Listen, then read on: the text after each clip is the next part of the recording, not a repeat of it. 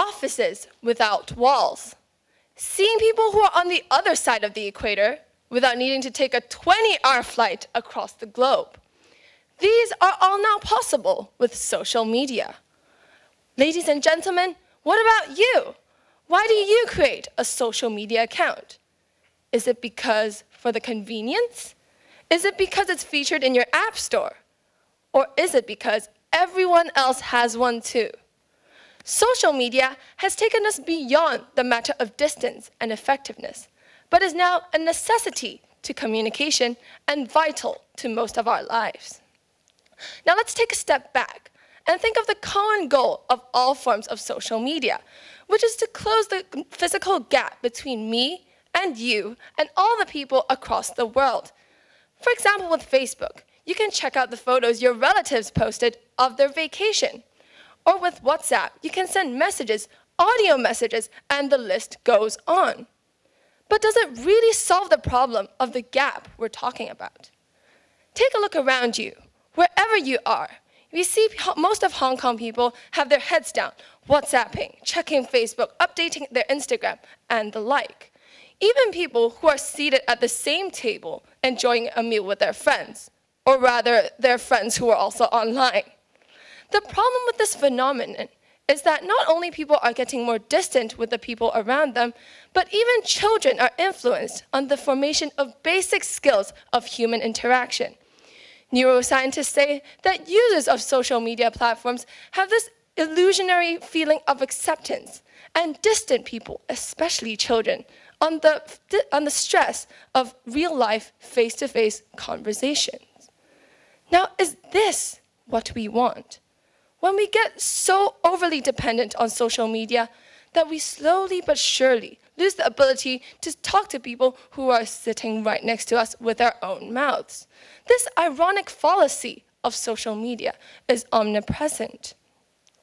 We see that many people are always using their WhatsApps, but are they really closer? There are many, as new forms of social media are discovered, people will gravitate towards the more newer technology. For example, we used the trendier forms of social media, Facebook, before. But as newer things were discovered, we now use Snapchat or WhatsApp like it is right now. Ladies and gentlemen, today I'm not telling you to shut down all your social media accounts, but to use them with self-control and use it in a way that will bring you and your dear ones closer together. Thank you.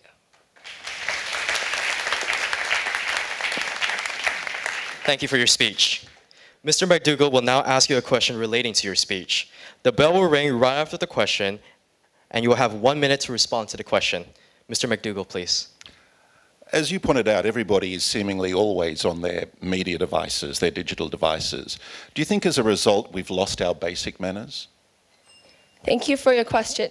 I do believe that is why we somewhat lose our basic manners, because in WhatsApp or in Facebook, we don't always have to say thank you. We use those emoticons to represent. However, when we speak to people, we do not have those kind of effects. However, I think basic manners is something we should all develop and not rely on social media to express our thanks or say good morning, because it is basic etiquette and we should all develop it. Thank you.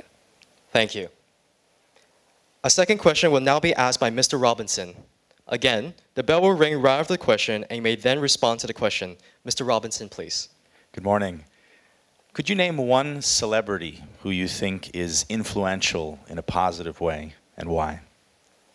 Thank you for your question. I think one celebrity who is influential in a positive way is Nick. He is the man without limbs. He is a celebrity because he goes around the world promoting him, even though he has no limbs, but he has been able to live up, and he has not given up on himself at all. And moreover, he has promoted this positive influence especially to younger people, because they realize even though this man has no limbs, but he is still able to lead a very successful life.